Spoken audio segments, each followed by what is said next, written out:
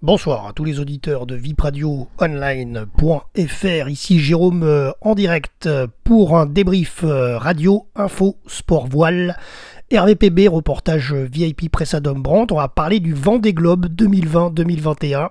Nous sommes en 5e semaine de l'année 2021, en direct donc sur Periscope et en podcast sur Twitter, sur Facebook, ainsi que sur YouTube. Alors voici donc les brèves du Vendée Globe en ce mercredi 3 février. Les dernières infos du large cette semaine. Alors on commence déjà avec lundi. Lundi 1er février, Armelle Tripon, l'Occitane en Provence, a franchi la ligne d'arrivée à 7h27 après 84 jours. 17h07 de navigation dans la nuit sous 30 nœuds de vent et une pluie battante. Il est classé Armelle en 11e position et a fait une belle course avec une belle remontada depuis la 32e position au début de la course. Vendredi dernier, il a été contraint de s'abriter au large des côtes espagnoles pour laisser passer une violente dépression hivernale dans le golfe de Gascogne. Armelle avait même dû commencer à se rationner en mangeant quelques biscottes et du miel.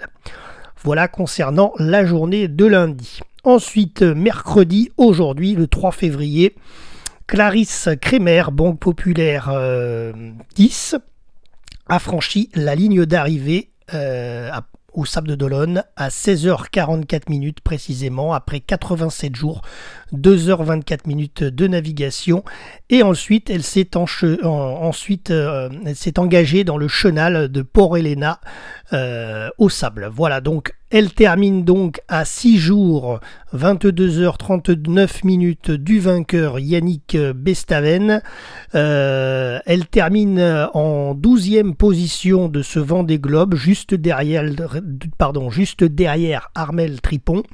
Clarisse, qui avait découvert la course au large il y a 5 ans seulement, est allée donc au bout de son premier tour du monde et elle devient la première femme de cette édition 2020-2021 et Clarisse rentre dans l'histoire en devenant la femme la plus rapide de l'histoire du Vendée Globe devant une certaine Hélène MacArthur.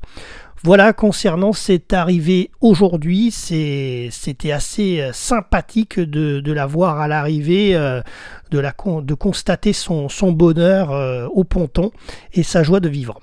Allez, on passe tout de suite à la suite. Donc aujourd'hui, la flotte s'étale sur les deux océans Atlantique, nord et sud. Les prochains skippers à arriver cette semaine seront Jérémy Bayou et Romain Attanasio, actuellement situés entre les Açores et l'Espagne. Un deuxième groupe mené par Arnaud Boissière est situé au sud-ouest des Açores. Ils vont devoir contourner les îles en raison de la météo, normalement. Un troisième groupe mené par Clément Giraud est situé au nord de l'Équateur, dans le Poteau Noir. Quant au groupe Eto, il est situé au large du Brésil. Il est mené par Alexia Barrier et Harry Uzela, mais je tiens à le préciser, mené par Alexia Barrier puisqu'elle est en course, mais on fait un coucou à Sam Davis qui est hors course, mais qui est devant Alexia Barrier. Voilà, mais elle ne fait pas partie de la course. Mais coup de chapeau à Sam. Voilà, ensuite le classement à 17h GMT des marins en course ce mercredi 3 février. 13e, c'est le prochain qui devrait arriver. C'est Jérémy Bayou, il est à 810 milles de l'arrivée. Ensuite, 14e, Romain Attanasio à 46 000 de plus que Jérémy Bayou.